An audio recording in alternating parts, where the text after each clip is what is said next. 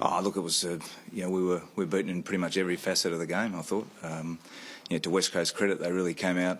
They won the contest. They were able to defend the ground really well, and that led to some errors on our behalf. But it was a disappointing night for us tonight, there's no doubt. So much of how that wasn't what we've been used to of Adelaide. Yeah. Can we say that you had stage fright? You had a huge expectation upon you to deliver a top 2 finish? No, I don't think so. I think it's so we played some really strong and powerful football this year, and tonight wasn't one of those nights. The question is, why wasn't it tonight? Well, that's what we'll go away and review, and we'll discuss and find out where it broke down and where we went awry. But I think quite clearly the players were aware of the prize we were playing for tonight. But we didn't bring our A game, and that's something we'll talk about and we'll review and lead into the finals. So many errors. Not one to make excuses, but no. The Eddie Betts situation, was that a distraction to the players during the week? I don't think so. I mean, you could talk about a range of things. I sensed that the club handled that matter really well.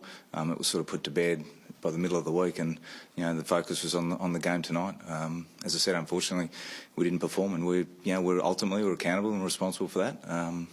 But we still sit here with 16 wins and playing finals, and depending on results, we may still sneak into the top 4. So there's light at the end of the tunnel here. It's a bad night, and we accept that. How much does that leave now, the assertion that without Sloane your midfield does have a problem? I don't think that's necessarily the case. I think our midfield's been really, really strong all year and really even in their contribution, and they'd be the first to admit that they didn't have a great night. Yeah, but you're saying that all year when they've had Sloane, now they haven't. Oh well, it's the first. It's the only game, so it's a pretty small sample size to run across with that sort of logic. So, I thought across the line, whether it was our midfield, our forwards, or our backs, I mean, we didn't have a great night. How do you stop the game like tonight knocking around their confidence? Yeah, it's good.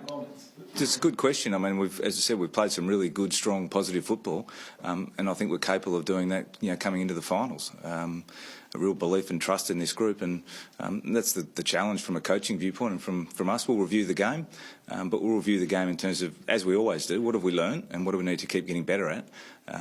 But we won't be jumping at shadows here in terms of looking for other ulterior reasons and so forth. We believe we're a good footy team, and we intend to prove that come the finals time. The way this match panned out, do you think that it's an advantage to you now that you've got that bye situation next week? Gives you more time to get back on track and work hard and.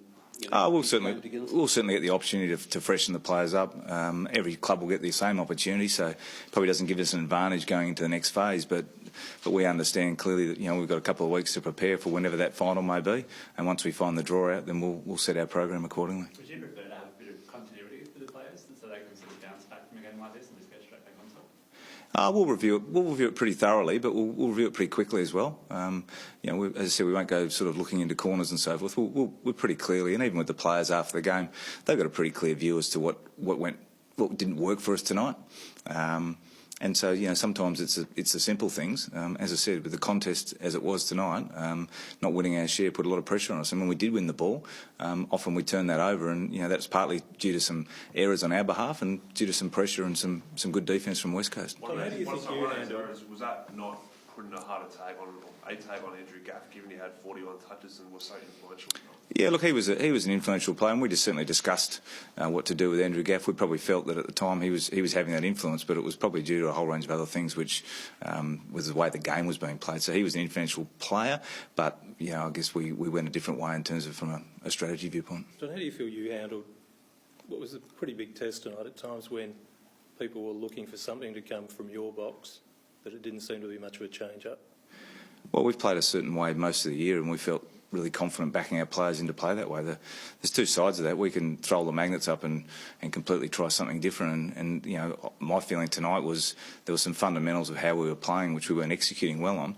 And rather than just try and reach in and try and pull a rabbit out of the hat, so to speak, it was more let's return to those and play to the way we've been playing and back our guys in. Unfortunately tonight we didn't get the result.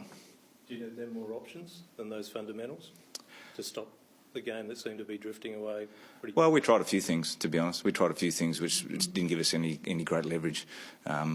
as I said, that was credit to West Coast and how well they played. What do you feel about two goals from your four going forwards? Eddie Betts and Jenkins kicked 1 and Lynch and Walker 0. Was that their fault or the delivery to them, or just a combination of both?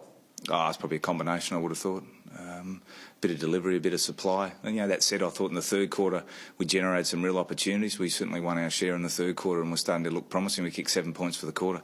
It was just impossible to get any scoreboard pressure. We went in at half-time 2 goals down, really thinking we hadn't played that well, but we were still right in the game. In the start of the third quarter, I think we probably the first 4 or 5 minutes we had field position. We looked like we were threatening to score, and we didn't score goals. And then all of a sudden, they went down there and scored, and it was probably a reflection on the night. We didn't take our opportunities when we had them, and then we weren't able to generate enough to get pressure on West Coast. John, your cards could fall anywhere between stage second, 4 to 5th.